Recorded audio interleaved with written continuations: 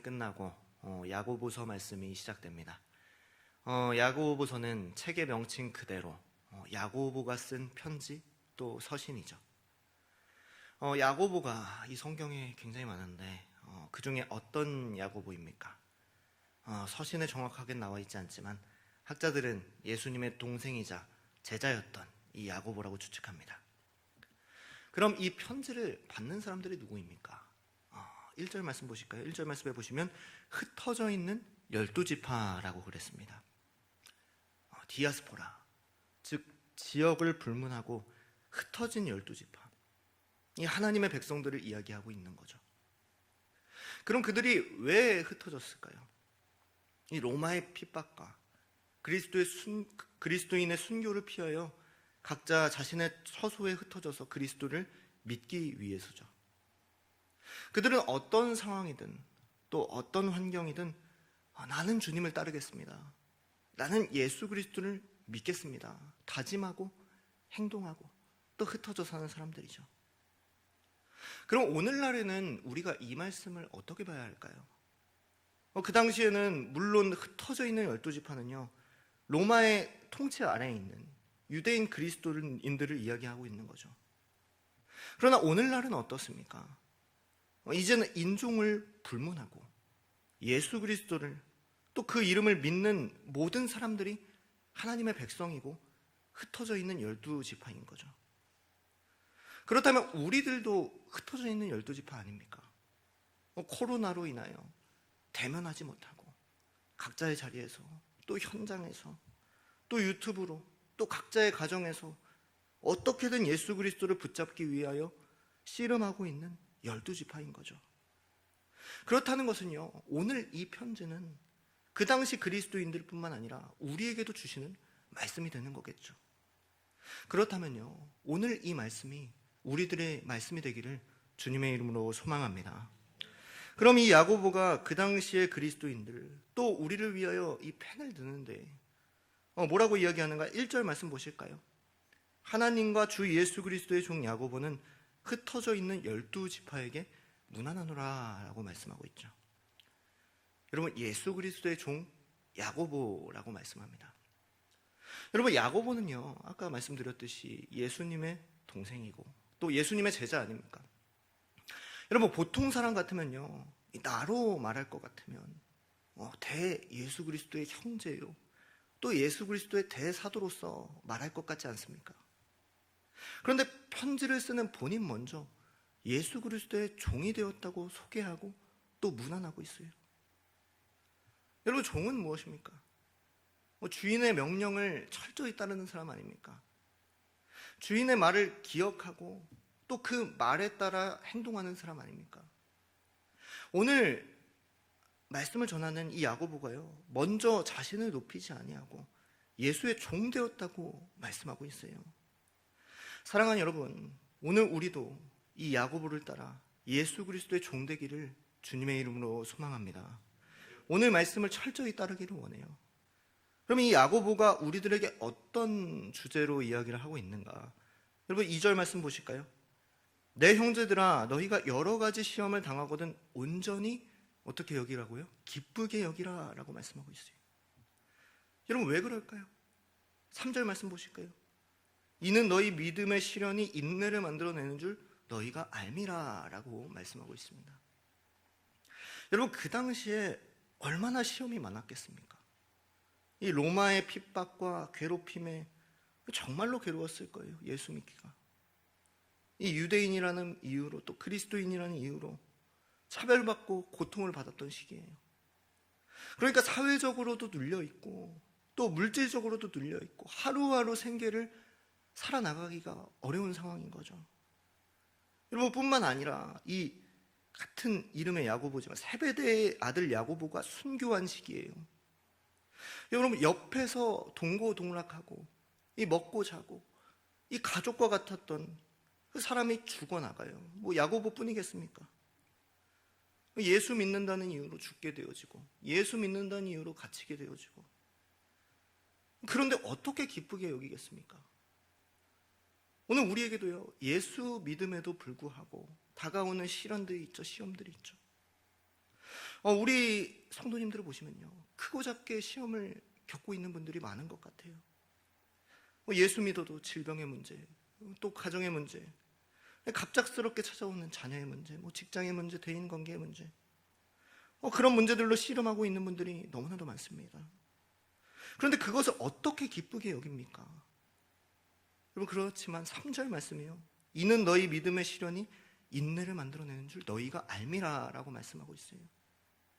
그 시련 때문에 인내할 수 있기 때문이에요. 그 시련이 더더욱 믿음을 굳건하게 만들어요. 시련이 있어요. 또 로마의 핍박이 있어요. 물질적으로 어려워요. 이 하루하루 살아가기가 어려워요. 이 먹고 자고 함께 기도했던 이 세베대의 아들 야고보, 이 가족과 같은 사람들이 순교하며 나아가요.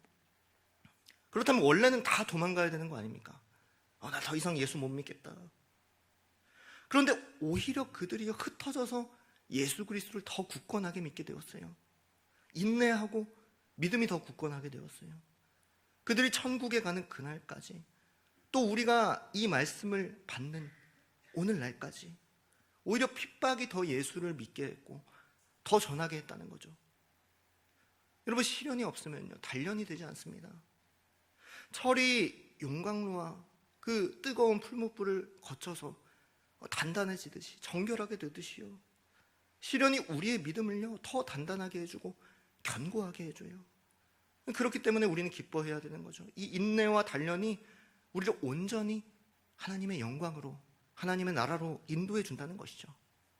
여러분, 로마서 5장 3절에서 4절까지의 말씀은 이렇게 말씀합니다. 다만 이뿐 아니라 우리가 환난 중에도 즐거워하나니 이는 환난은 인내를, 인내는 연단을, 연단은 소망을 이루는 줄 알미로다 라고 말씀하고 있죠. 여러분, 행복이 연단을, 평안이 인내를, 형통이 소망을? 아닙니다. 시련이 환난, 환난이 인내, 연단, 소망을 이룬다는 거죠. 시련으로 끝이 아니라는 거예요. 시련이 믿음을 더욱더 강하게 만들고 그 연단으로 소망을, 즉 우리를 천국으로 인도한다는 말씀 아니겠습니까? 시련 없는 소망, 연단 없는 영광은 없는 것입니다. 우리의 영광을 위하여, 또 소망을 위하여 예수 그리스도께서도 고난을 당하신 것 아니겠습니까? 시험을 당하신 것 아니겠습니까? 그 당시 그리스도인들이요, 시험이 없었다고 생각해 보세요. 예수님의 십자가 고난이 없었다고 생각해 보세요. 오늘날 우리가 천국에서 누릴 수 있는 영광은 아무것도 없을 것입니다. 사랑하는 여러분, 우리가 시련에 당하거든 온전히 기쁘게 여기기를 주님의 이름으로 소망합니다. 힘들지만 그것이 인내의 과정, 연단의 과정임을 알기를 원해요. 그냥 이 시험을 당하고 있으라고 있는 게 아니에요. 여러분, 어떻게 합니까? 5절 말씀 보실까요? 5절 말씀에 하나님께 구하라, 그리하면 주시리라 라고 말씀하고 있죠. 여러분, 시련을 이길 지혜가 부족하고, 또 믿음이 부족하고, 능력이 부족하고, 또 물질이 부족하고, 먹을 것이 부족할 때 오늘 우리가 이 새벽에 나와서 간절히 기도하는 것처럼 구하라는 거예요. 그럴 때 채워주시리라 말씀하세요. 여러분, 6절 말씀 보실까요? 오직 믿음으로 구하고 조금도 의심하지 말라. 의심하는 자는 마치 바람에 밀려 요동하는 바닷물결 같으니 라고 말씀하고 있어요. 여러분, 조금도 의심하지 말라고 말씀하세요. 시련 속에서도 신실하게 인도하실 주님을 의지하고 기도하고 구하라고 말씀하고 계세요. 사랑하는 여러분, 하나님께 시험을 이길 수 있도록 기도하기를 원합니다. 우리가 구하기를 원해요. 그럴 때 주시리라 말씀하세요. 영광의 길로 갈 수 있도록 항상 인도하세요. 여러분, 우리가 오늘 불렀던 찬송가가 이 말씀을 참 잘 정리하고 있는 것 같지 않습니까? 잘 이기는 자는 상 받으리니 너 낙심치 말고 늘 전진하라. 내 구세주 예수 힘 주시리니 주 예수를 믿어 늘 승리하라. 우리 구주의 힘과 그의 위로를 빌라. 주님 내 편에 서서 항상 도우시리. 결코 혼자 가는 길이 아니에요. 예수께서 힘 주시고 늘 승리케 해주시는 줄 믿습니다. 항상 우리 편에 서서 항상 도우세요. 여러분, 12절 말씀은요, 같은 맥락에서 이렇게 말씀합니다. 시험을 참는 자는 복이 있나니 이는 시련을 견디어낸 자가 주께서 자기를 사랑하는 자들에게 약속하신 생명의 면류관을 얻을 것이기 때문이라. 아멘. 사랑하는 여러분, 우리가 시험 속에서도 기뻐하기를 원합니다. 의심하지 말기를 원해요. 믿음으로 인내를 이루고 연단되어서 하나님 주시는 생명의 면류관을 다 얻게 되는 저와 여러분들 모든 성도님들 다 되시기를 주님의 이름으로 축복하고 소망합니다. 아멘. 사랑과 은혜가 많으신 주님 감사합니다. 7월 첫째 날 새벽을 우리에게 허락하시고 야고보서 새로운 말씀을 주시고 말씀 붙들고 살아가게 하시니 감사합니다. 언제 어디서든 말씀과 동행하는 삶을 살게 하여 주시고 그리스도의 종으로 살아내어 주님과 동행하는 삶 살게 하여 주시옵소서. 다만 우리가 이 세상을 살아갈 때 다가오는 여러 가지 시련들이 있습니다. 좀처럼 해결되지 않는, 우리의 힘으로 손쓸 수 없는 다사다난한 문제들이 있습니다.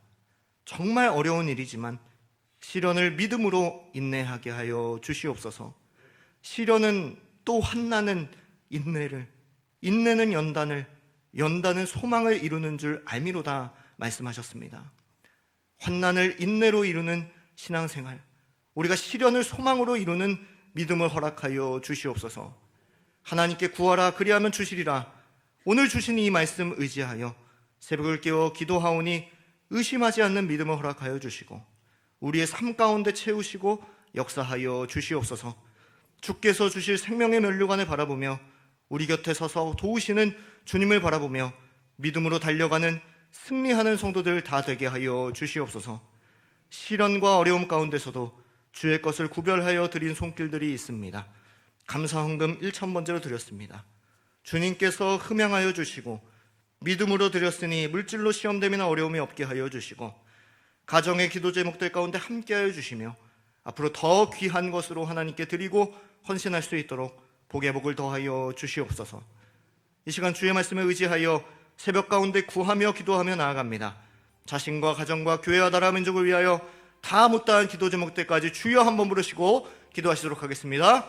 주여.